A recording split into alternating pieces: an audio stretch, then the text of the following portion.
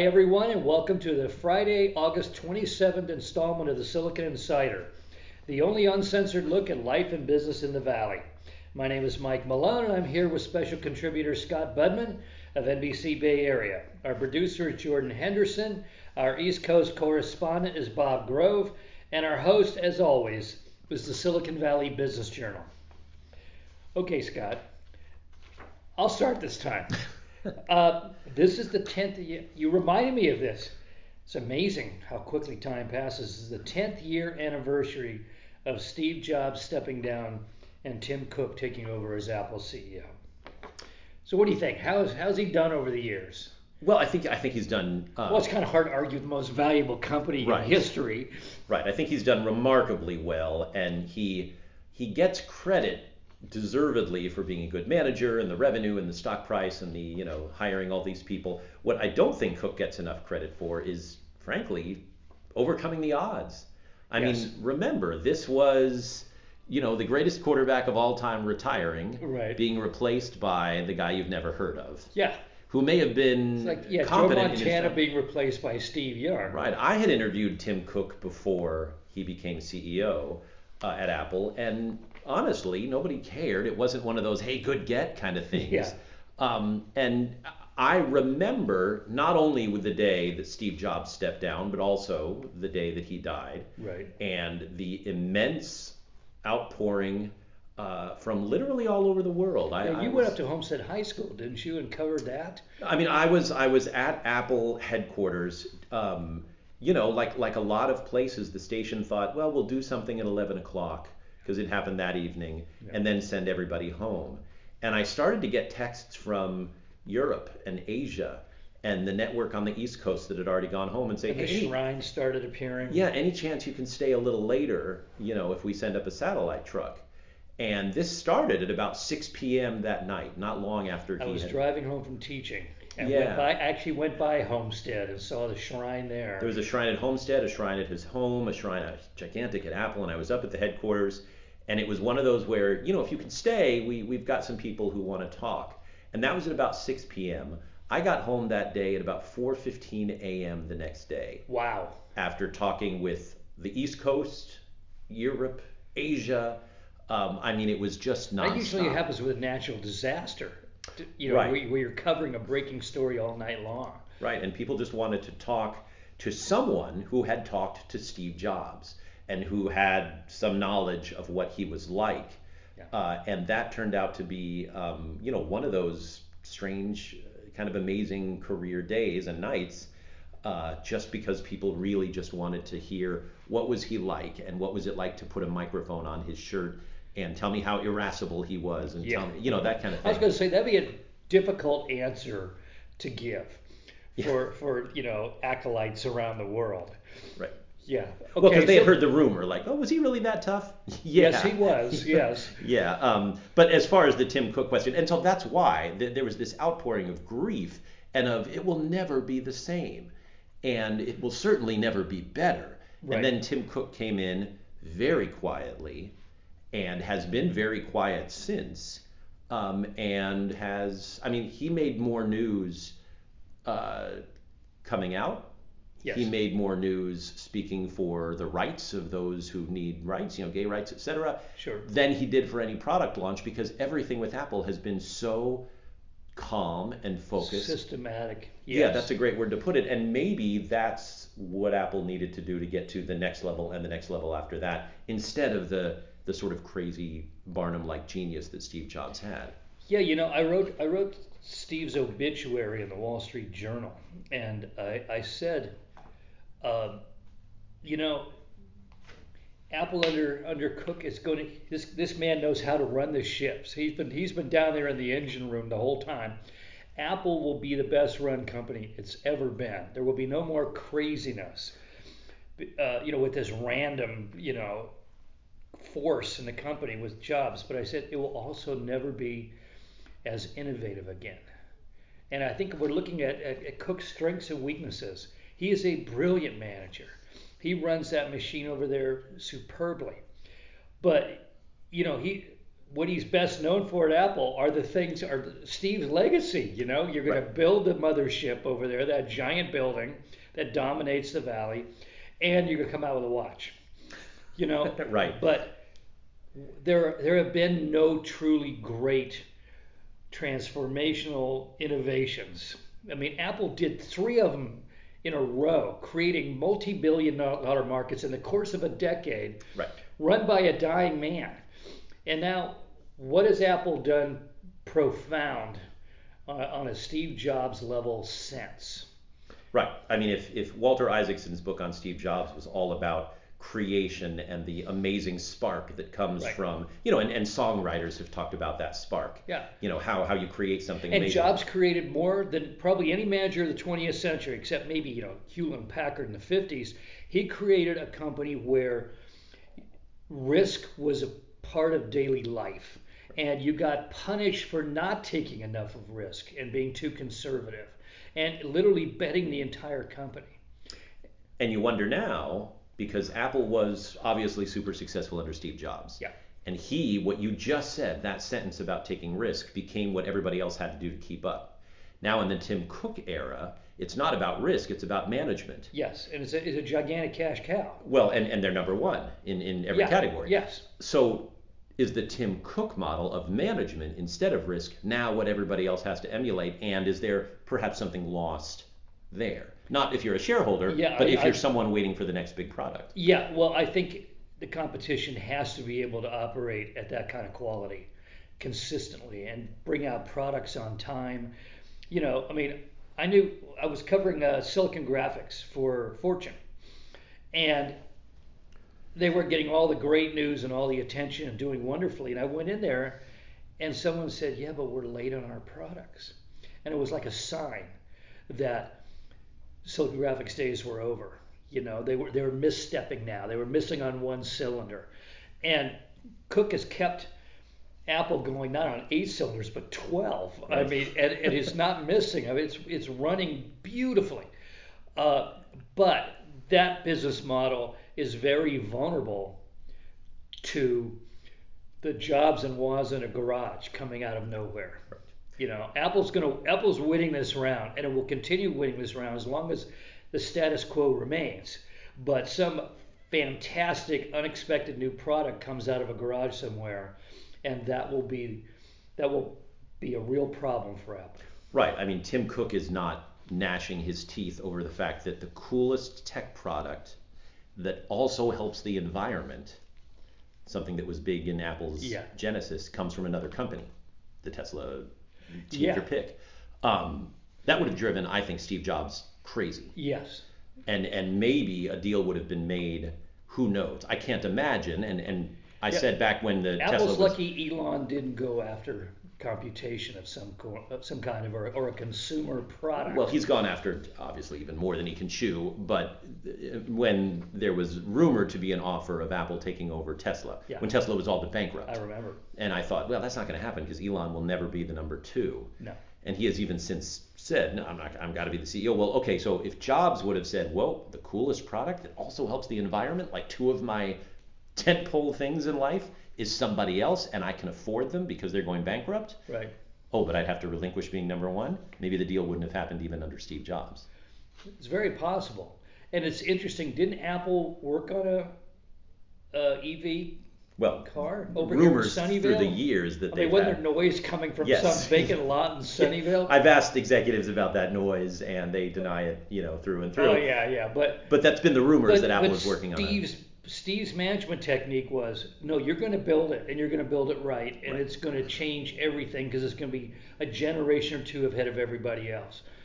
Big companies abandon interesting products and projects and initiatives because there's not enough money in it in the short term, and it's not necessary to their core business model. Right. And that's the fundamental weakness of big companies. That's how they eventually kill themselves. Yeah.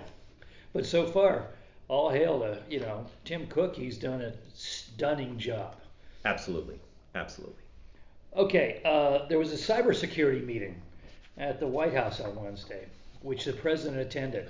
There was some complaints of why is the president attending this conference when there's Afghanistan, a little matter going on in Kabul.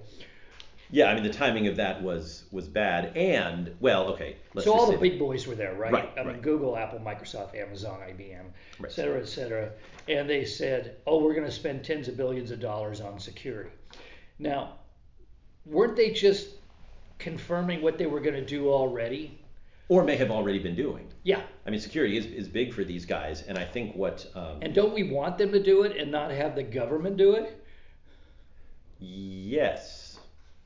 And they are doing it. I Yeah, remember that's what I mean. yeah. I mean, they were just basically saying, yeah, we'll do that, Mr. President, but it was already underway inside their companies, and they were just, kind of gratuitously waving to the government and saying, yeah, we'll do our part. Right. I expected more to come out of this in terms of what the companies would say about what they would do to ease our nation's cybersecurity problem. I mean, for you and me, cybersecurity problem is our own personal data. Someone Right. gets into our, I don't know, Amazon account or Facebook account. But for the government, it's Sure. yeah, you could argue even a larger problem. And the government has not been able to handle it. And Period. End of and sentence. we actually have an example. I was warning about this a while back. Marietta, Ohio hospital chain Hmm. had to shut down their IT systems and cancel surgeries because of ransomware. Right. I Okay. mean, we talked about the new target for hackers is infrastructure, Yes, but people are going to die now. and that's I what just happened. read Yes. about some company that hired the hacker that stole $600 million from them. It's like, no, at some point we stop rewarding criminal behavior and we start punishing it. I mean, in this case, they got lucky because, well, they have 325 providers in 64 clinics all over Ohio and West Virginia, and they had to cancel surgeries.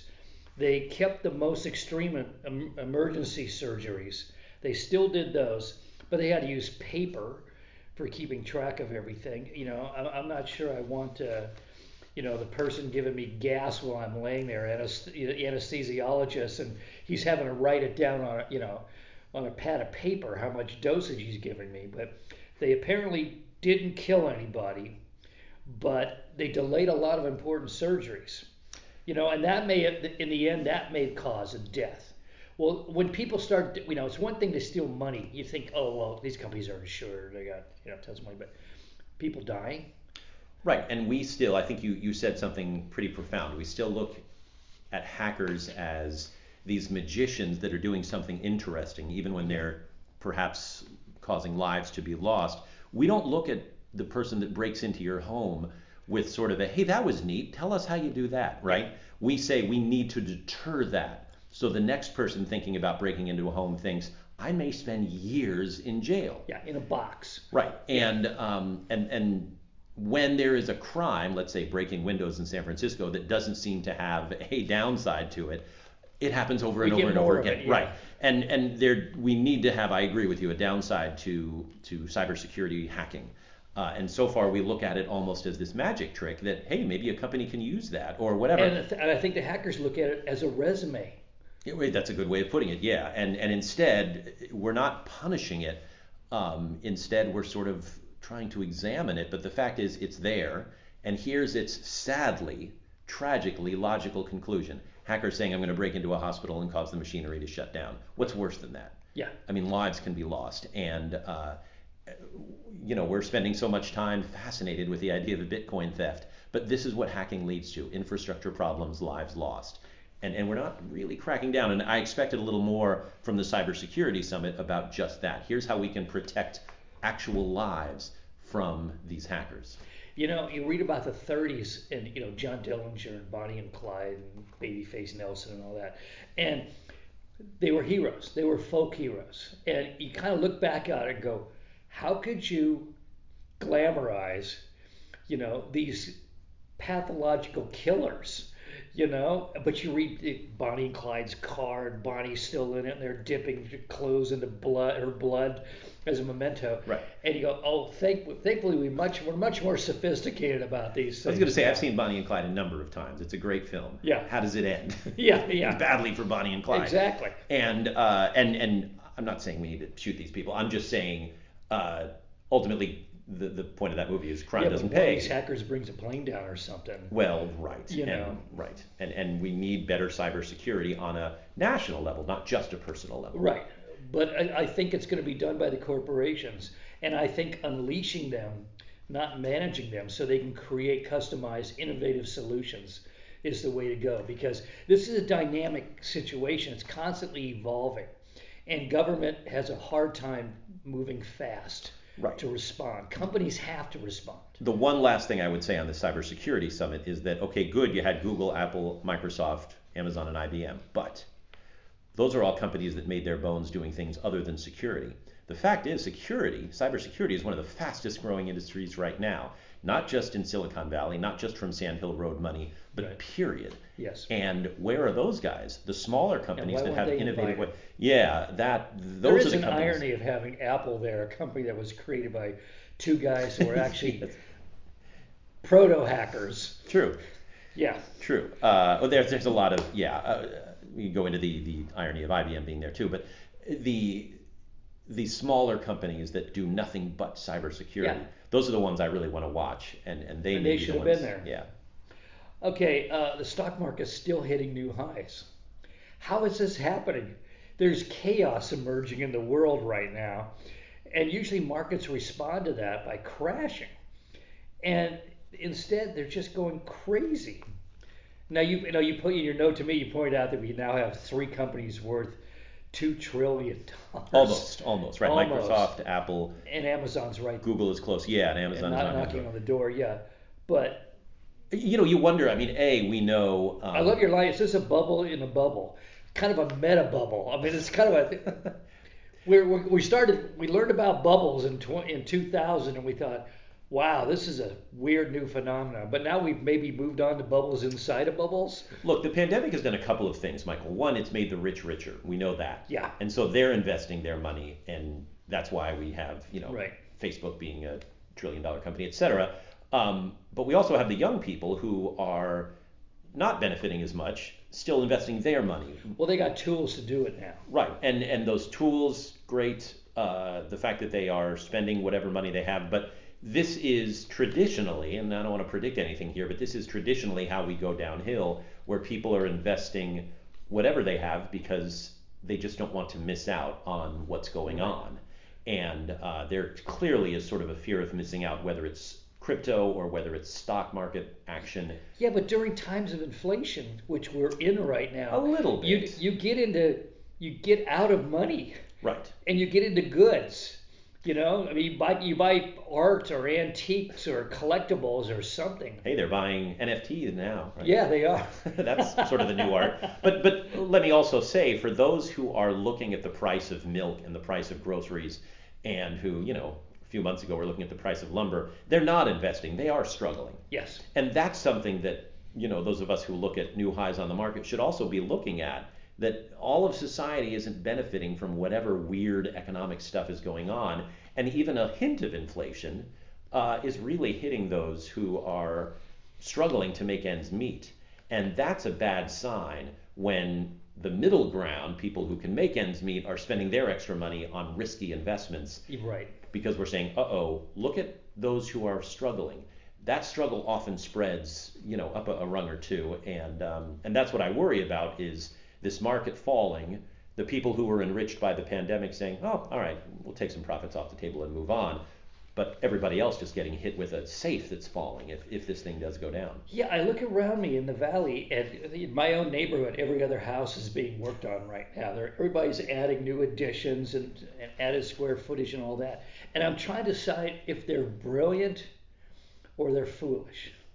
If the economy crashes, which this kind of really does start to look like a bubble, then these houses, they're going to lose all of their investment on this new stuff. On the other hand, if inflation stays crazy, brilliant, because these houses are going to be worth twice as much as they were, or at least priced twice as much as they were. Right. I mean, we're doing this podcast in the Bay Area, where the housing market is still red hot. This is not Enid, Oklahoma.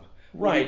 You got to buy groceries. Right. And think about what I mean. You're in a nice hood here, but think about what most neighbors have to do to get a new house. Right. They have to come up with a down payment of maybe $250,000 as a down payment. Yes. So if you can't do that, which And a lot of us, find a new house around here. right, that's hard too, which is why the money is so high. Maybe adding on because you are, having another kid or working from home or whatever it is the move right now. Just Right. because while this market is so hot, finding a new home and buying a new home is really quite the amazing investment. It's not just, hey, we're moving on up a little bit. It's, oh my gosh, this is $2.5 million for a 3-bedroom, 2-bathroom house. I just saw a 1,300 square foot house. I think it's like a 5,000 square foot lot. Got basically a bungalow over in Sunnyvale near El Camino. They had fixed it up real nice, modernized it all. $2.3 million. Wow. Now, these are numbers that just mind-boggling, considering that house probably originally sold for $23,000. You've just added 3 zeros onto a house price. That's amazing. Yeah, and we're starting to see, well, we've been seeing that partially because we still haven't built all that much or even put all that much on the market, but we're starting to see more homes coming on the market. One interesting I'm seeing trend. a lot of infilling of townhouses all over Mountain View and Sunnyvale and Santa Clara. The rents also are going back up, which tells me that whole exodus thing, and I put my air quotes on that because the news tells you that every 5 years there's an exodus out of the Bay Area.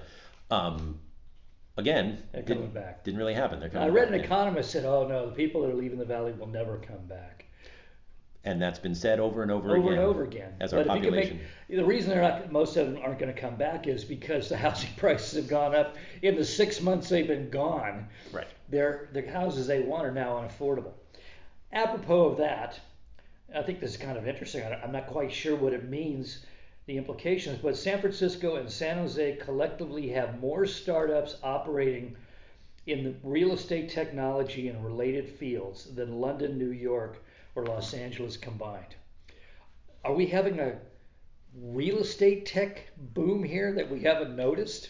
Why not? It's an area that's ripe for disruption, right? Because of what we've just been talking about. And I'll amend that sentence. San Jose has more VC funding than London, New York, or Los Angeles combined, right? And so why not the startups? And so it's partially a VC play, but look, real estate technology makes sense right now because how are people going to find, for a while it was you're single and you need to find somebody. And that led to, dozens and dozens and dozens of dating apps. Right. Well, let's do that for real estate. And by the way, can we also do that for healthcare?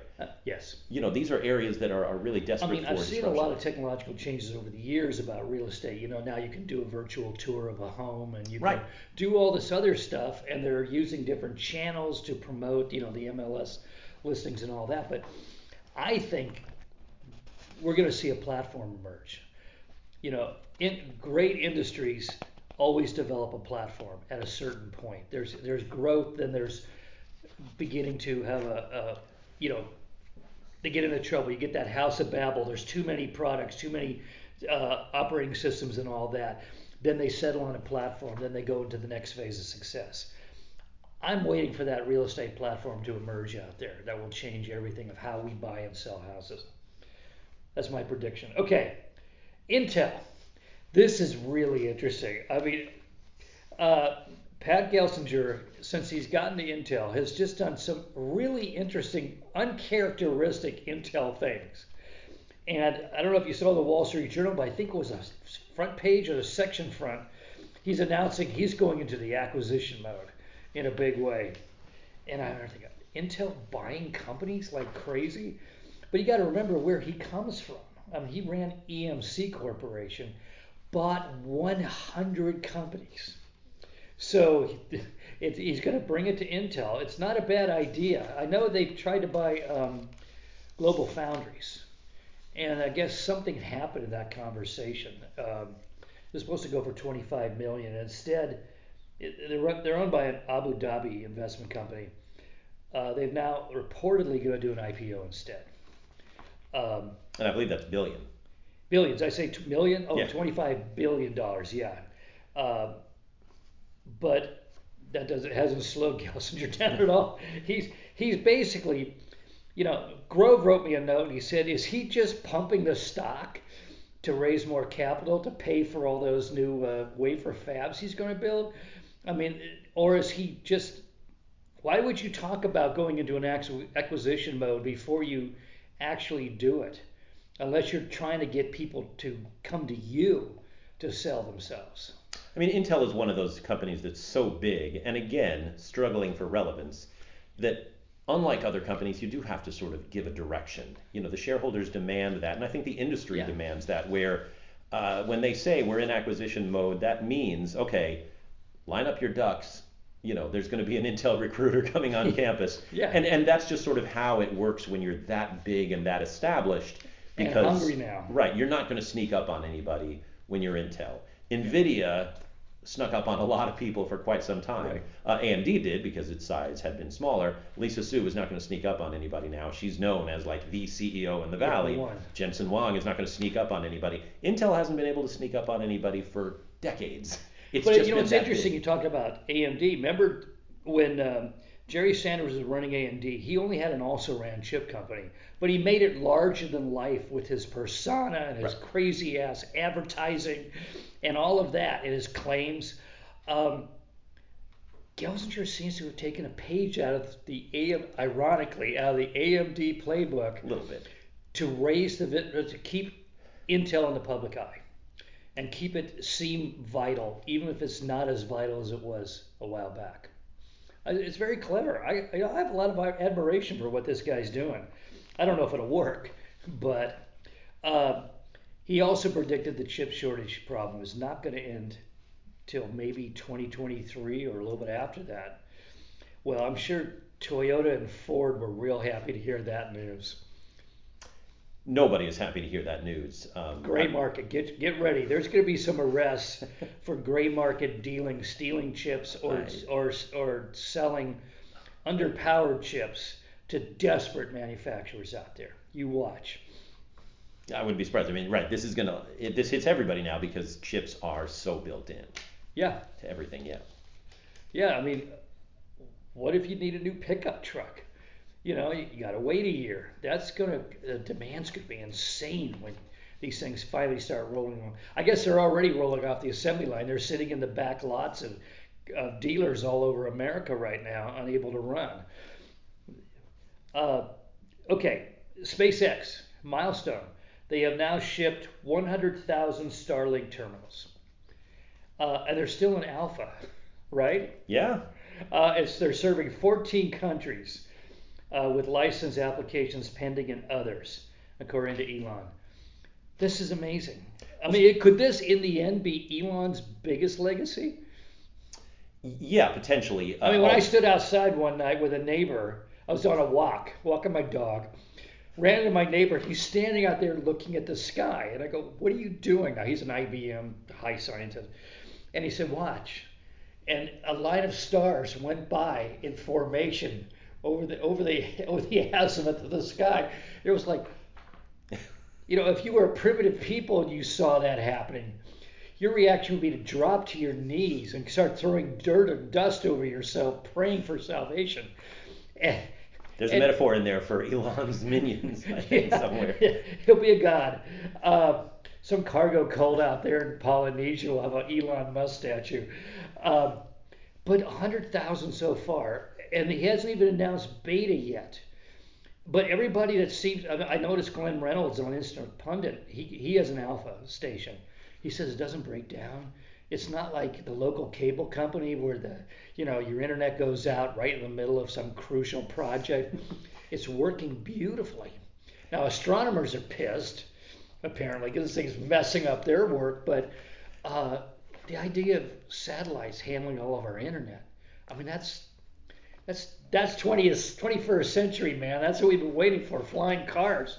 You know? No, I mean, right. SpaceX is positioned to do some amazing things, and it's one of those companies that defines why companies stay private for a long time, because they can afford to do this under the scrutiny of, all those public investors. We don't know as much about SpaceX as we do about other companies, even though they have a very, loud founder. Though they seem to be winning. Yeah. Blue Origin looks like it's fading now. It's losing key people. I wonder if that was a secondary effect of watching your multi-billionaire boss basically use your company to go on a personal joyride to fill his bucket list. And you're thinking, I've been working 5 years, toiling away for Amazon, and the boss gets to go up in the rocket. Well, look, when Jeff Bezos says, I'd like to thank all those Amazon employees for paying for this. Yeah. That was one of the jaw-dropping statements that I've heard in a long time. Just a slap in the face. And if you're one of those employees that's breaking your back on an assembly line, or I don't know, urinating in a bottle when you're driving your van around, how do you feel about? And you're listening to the radio. It's like a surf listening to hearing the local Herald saying, by the way, the prince just bought another Leonardo. Yeah. Well, so give Elon credit, man. He's keeping moving these chess pieces forward on the board. We were talking before a little bit about hackers. This is kind of interesting. Facebook, Twitter, LinkedIn are all taking steps to protect Afghan users from Taliban targeting. I mean, the Taliban 2.0 is pretty technologically sophisticated, and if they start checking emails and all that and sources, they're going to be able to start tracking people down. And this is the next big battle that Facebook is, Lord, probably going to mess up. But it's how do you keep those accounts open? And again, we all understand why Facebook took down, let's say, the Donald Trump account, and the concerns of January 6th. But the Taliban is still on Facebook. Yeah. And that was kind what of does that interesting. mean? Yeah, this is a company that really can't get out of its own way. Its mission statement is literally, we're going to allow these things to happen. And then when they happen, we'll apologize for them and hit our billion-dollar valuation, or excuse me, trillion-dollar valuation. I don't have an answer for Facebook anymore. I've talked about this till I'm blue in the face, and nobody listens, and I understand why. I mean, the challenge all these companies face is, how do you do the right thing without looking like you're choosing winners and sides? And they have not figured out how to square that circle yet. I'm not sure it's a paradox. I'm not sure you can square that circle. Right. It's hard to say we're a wide open platform without being a wide open platform. And then the crazies show up. Right. I mean, that was like, MySpace. All the predators started showing up on it and everything else. And so we're wide open, but wait a minute, we got to stop that over there. I mean, it's not easy. I don't envy these guys. And finally, everybody get your resumes ready. We've been talking about Elon moving all the chess pieces forward. Well, he's put another chess piece on the table. Tesla is hiring engineers and architects to design its Tesla bot. The company appears to be pushing forward a plan to create a humanoid robot. I mean, pushing forward is I think, so you have your Tesla. Now you're going to have your Tesla driver bot sitting in there, and you can sit in the back seat and work on stories. Sitting in the back seat of a Tesla while somebody or something else is driving it hasn't proven to be all that successful. No, that's the actual driver getting in the back seat while he's letting the car drive. Yeah. But if you have a humanoid robot sitting up there saying, "Where to, boss?" Good luck with that for several reasons. Musk is traditionally so late on this thing. Maybe your great-grandchildren will have a Tesla bot. But also, the chip concerns, the fact that, we still haven't seen a Cybertruck. I don't know. Do you see the house, the Cybertruck that converts into like a micro house on the back? Yeah. I mean, come on.